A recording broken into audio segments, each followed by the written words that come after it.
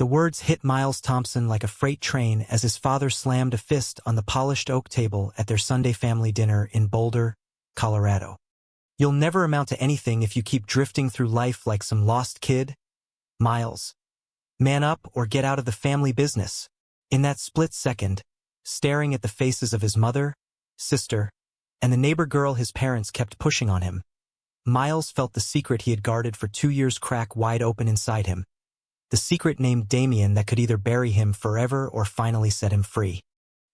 He forced a smile, the same one he'd worn for 28 years to hide the truth, and excused himself to the back porch where the Rocky Mountains glowed under the late afternoon sun.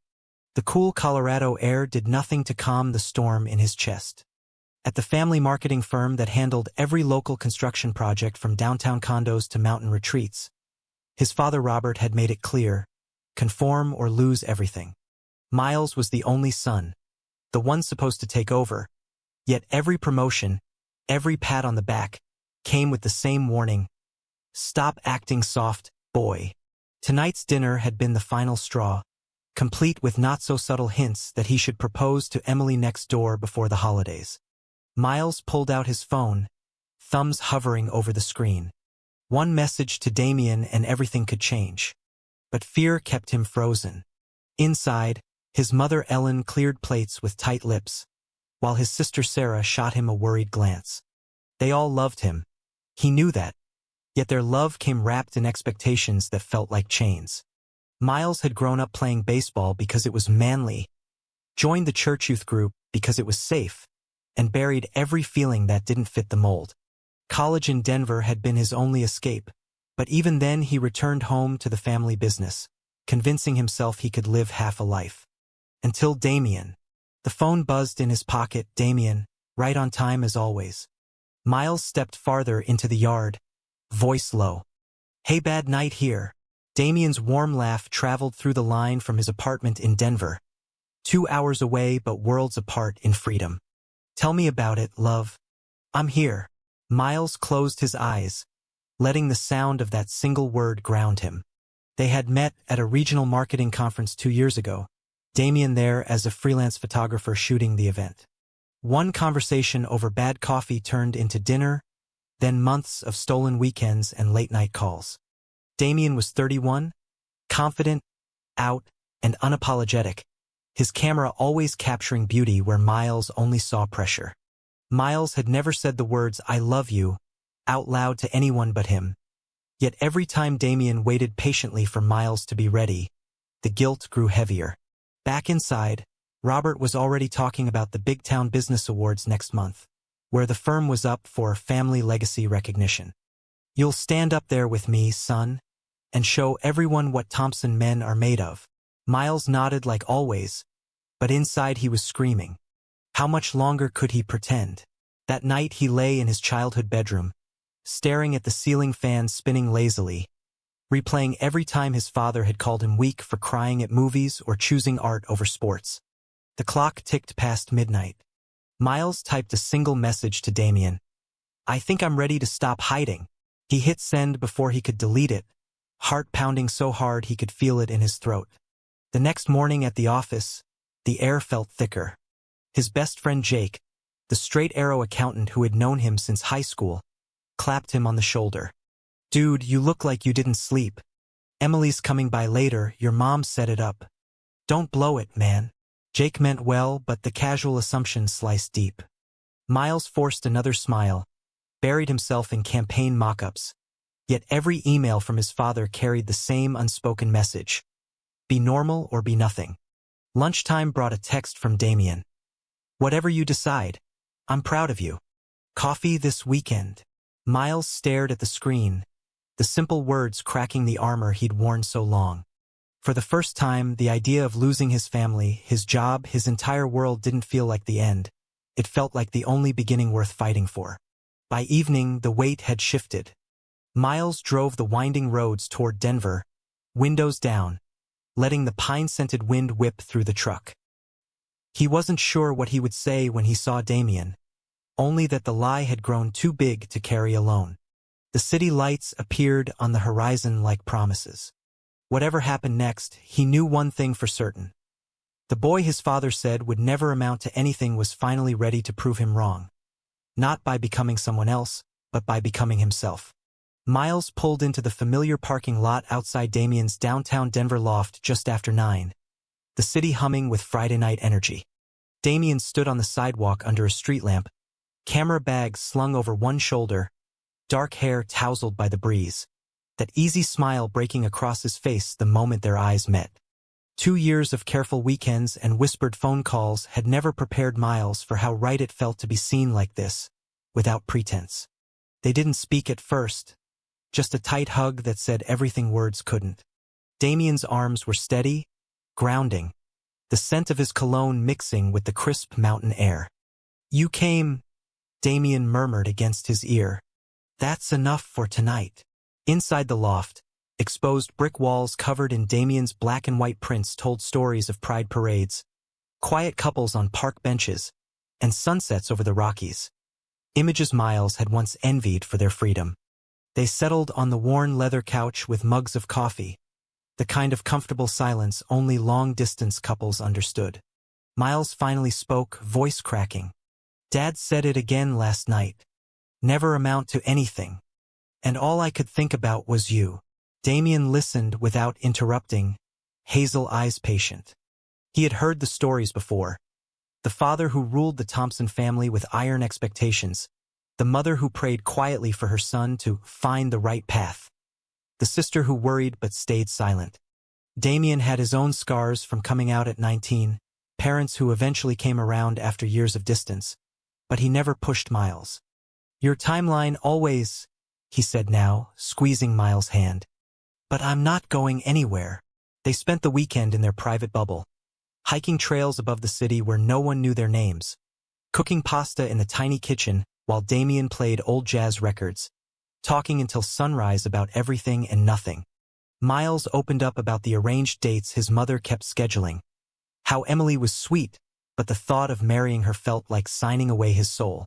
Damian shared his latest photography gig for a local LGBTQ center, how it reminded him why living openly mattered. Saturday night they slow danced in the living room to nothing but the hum of the refrigerator, foreheads touching, and Myles whispered the words he had practiced in the truck. "I love you, Damian. I'm tired of pretending I don't." The kiss that followed was soft, full of years of waiting, and for the first time Myles didn't glance over his shoulder fearing someone might see. Sunday morning brought reality. Myles' phone lit up with missed calls from his father, urgent messages about a big client meeting Monday. Damian made breakfast in silence, reading the tension in Myles' shoulders. "Go home if you need to," he said gently. "But remember, you're not drifting. You're choosing." On the drive back to Boulder, Myles replayed every moment, the warmth of Damian's hand still lingering on his skin. The family business loomed ahead like a mountain he had climbed his whole life only to realize he never wanted the summit. At the office Monday, Jake cornered him by the coffee machine. "Man, you disappeared this weekend. Emily said you never called. Your dad's pissed." Myles shrugged it off, but the lie tasted bitter now. That afternoon his father summoned him into the corner office, awards lining the walls like trophies of conformity. "Son, the awards dinner next month is our night. You'll stand beside me, thank the family that built this, and maybe pop the question to Emily in front of everyone. Show the town what real success looks like." Myles stared at the man who had raised him, seeing not strength but fear of anything different. He nodded again, but inside the decision crystallized. He would go to that dinner, but not the way anyone expected. The week dragged with client calls and campaign revisions, yet Myles felt lighter. He texted Damian every spare moment, sharing small victories like pushing back on a conservative ad concept that didn't sit right. Damian sent photos from his shoots. Rainbows painted on city sidewalks, couples holding hands openly, and each one chipped away at Myles' doubt. Thursday night brought the first crack in his careful world. Jake stopped by his desk after hours, face serious. "Look, I saw you in Denver over the weekend. With a guy. I'm not judging, but if your dad finds out." Myles froze. Jake had always been the safe friend, the one who joked about girls and sports, never suspecting. Now that safety felt fragile. It's complicated, Myles said quietly. Jake clapped his shoulder again, but the gesture felt different. Just be careful, man. Family business, legacy. People talk in this town. By Friday, the rumor mill had started whispering. A coworker gave him a strange look in the break room.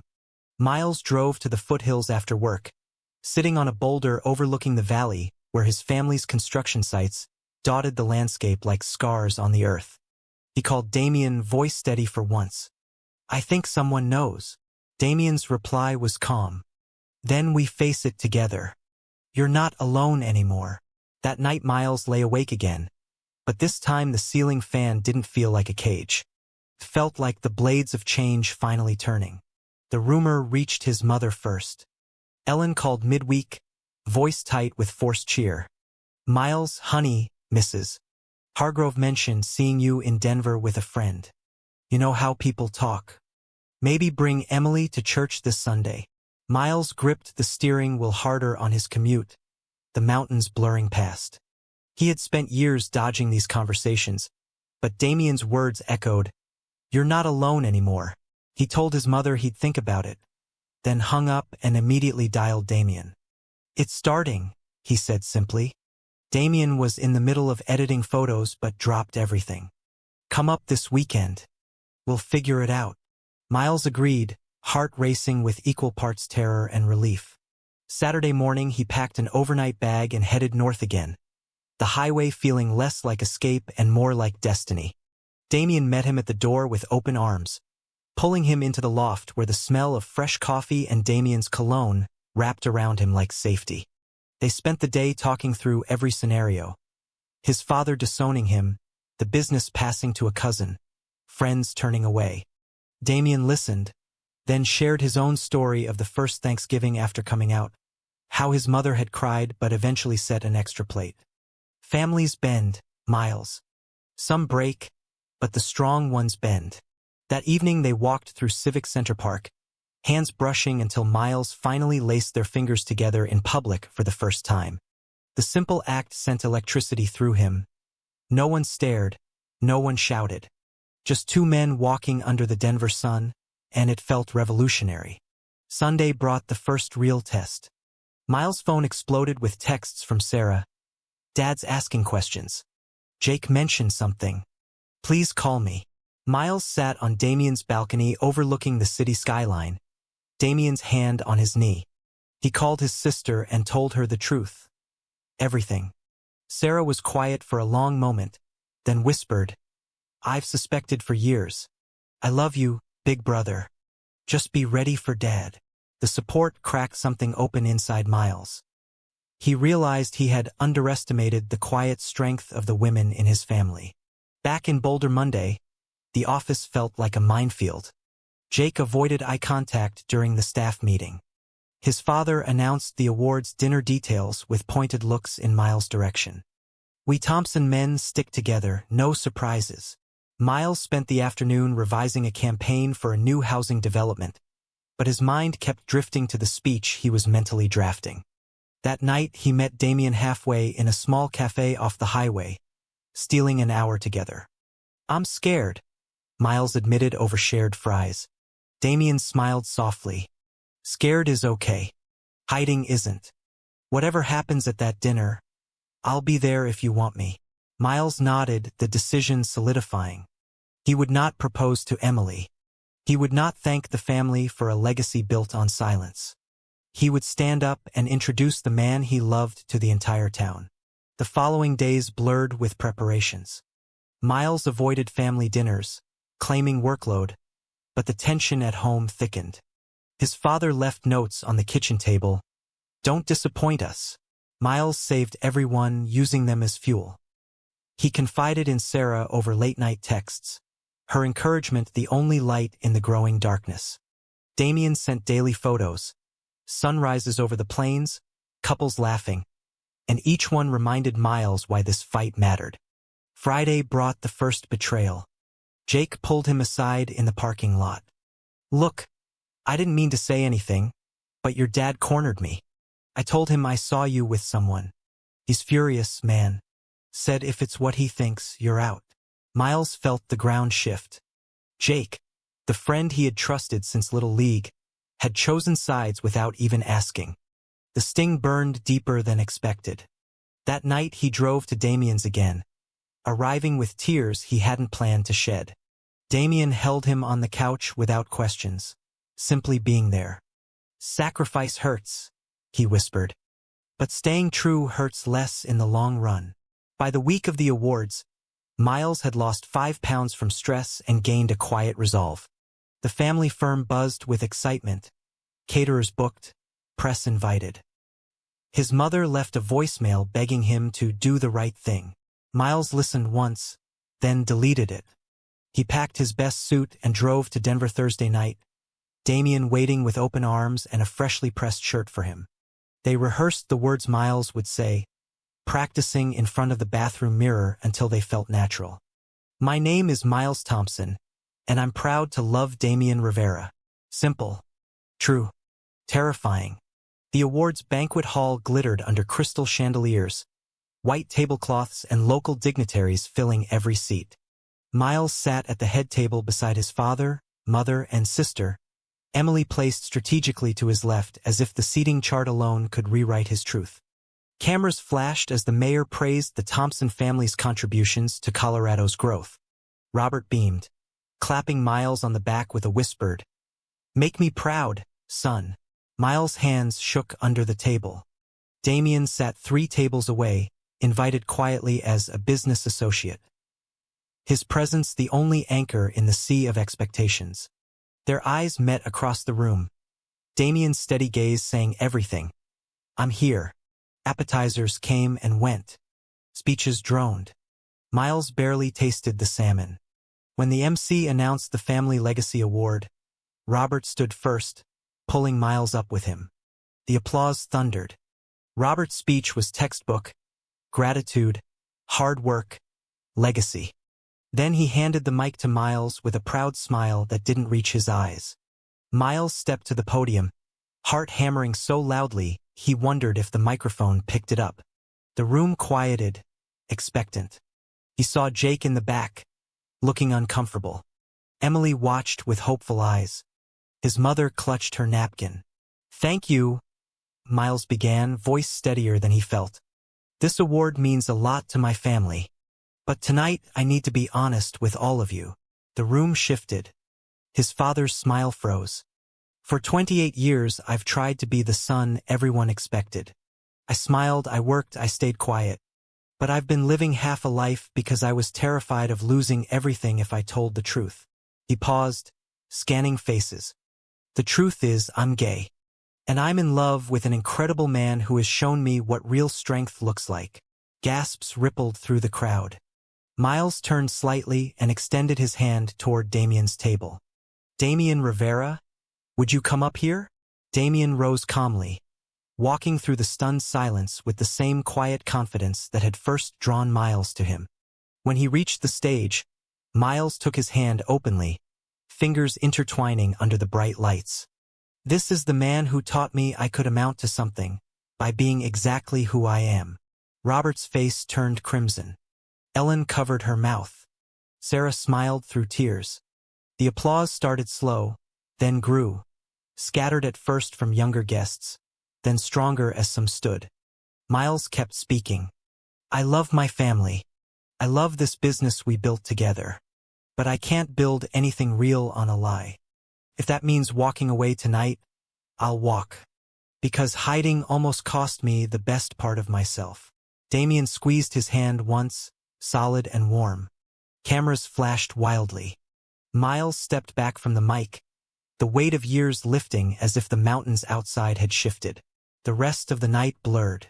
His father stormed out without a word. His mother hugged him tightly, whispering, I need time, but I love you. Sarah wrapped both him and Damian in an embrace. Jake approached later, eyes downcast. I'm sorry, man. I shouldn't have said anything. Myles accepted the apology but felt the friendship had changed forever. Outside in the cool night air, Damian pulled him close under the stars. You did it. You were incredible. They drove back to Damian's loft in comfortable silence, hands linked over the console. For the first time, Myles slept without nightmares. Morning brought the fallout. Myles' phone buzzed non-stop, local news stories with headlines like, "Local heir comes out at awards," texts from distant relatives, and one short message from his father. "We need to talk. Office. Now." Damian made breakfast, quiet support in every gesture. "Whatever he says, remember who you are now." Myles drove to Boulder alone, the familiar route feeling foreign. The office was eerily quiet when he arrived. Robert waited in the corner office, awards still gleaming but the air heavy. "You humiliated this family," his father started, voice low and dangerous. 28 years of work, and you throw it away for that?" Myles stood tall. "I didn't throw anything away. I chose honesty. The business can survive without me pretending." They argued for an hour, legacy, reputation, what the town would say. Robert offered an ultimatum: recant publicly or be removed from the will and the company. Myles looked at the man who had raised him and felt only sadness. "I love you, Dad, but I won't live your life." He walked out, leaving the keys to his company truck on the desk. Outside, Sarah waited in her car. "Mom's upset, but she'll come around. I'm proud of you." They hugged, and Myles realized family wasn't only the one he was born into. The next weeks tested everything. Clients pulled contracts, whispering about family values. Myles moved his things into a small apartment in Denver closer to Damian, sleeping on an air mattress the first night while Damian helped unpack. Job offers trickled in, small marketing firms that valued authenticity. Damian's photography work kept them afloat, and together they cooked simple meals, laughed over late-night movies, and rebuilt Myles' confidence one day at a time. One afternoon, Damian took him to the LGBTQ center where he volunteered, introducing Myles to young men struggling with the same fears. Listening to their stories, Myles felt purpose spark. Maybe he could help others avoid the years of silence he had endured. Betrayal came from an unexpected place. A cousin leaked old family photos to a gossip blog, twisting the narrative. Myles read the comments, some cruel, some supportive, and felt the sting. But Damian's arms around him that night reminded him the noise didn't define him. Slowly, small wins appeared. A progressive client signed on after seeing the news. His mother called, voice shaky but warm, inviting both him and Damian to Sunday dinner, "When you're ready." Myles accepted, the first step toward healing. Through it all, Damian remained steady. They hiked the same trails where they had once hidden their affection, now holding hands openly. Myles started freelancing, using the skills his father had taught him but on his own terms. The man who had been told he would never amount to anything was building something real, first with love, then with purpose. 6 months later, the Colorado sun warmed the small gallery in downtown Denver where Damian's latest exhibit opened. Myles stood beside him in a crisp button-down, no longer hiding. The photos on the walls told their story, subtle at first, then bold. 2 men on a park bench, hands linked. A silhouette against the Rockies at dawn. A family dinner table with an extra chair. Guests mingled, and Myles shook hands with people who once whispered behind his back. His mother and Sarah arrived together, Ellen's eyes soft when she hugged Damian. "You make him happy," she said simply. Robert stayed home, but the silence no longer felt like rejection, more like a door still cracked open. Myles had launched his own marketing consultancy, helping small businesses tell authentic stories. The first client was the LGBTQ Center, and the campaign brought in more work than he had ever handled at the family firm. Damian's photography career soared after the awards night publicity. They bought a modest house in the suburbs with a backyard big enough for weekend barbecues and future plans. Evenings were filled with quiet joy, cooking together, planning trips, talking about everything they had once feared saying aloud. One crisp autumn evening on their back porch, Damian pulled Myles close under a blanket, the city lights twinkling below the foothills. "You did more than come out that night," he said softly. "You set yourself free." Myles kissed him, the kind of kiss that carried every sacrifice and every triumph. The boy who had been branded a failure had become a man who knew his worth, not despite loving another man, but because of it. True or false? Authenticity in love always demands public sacrifice?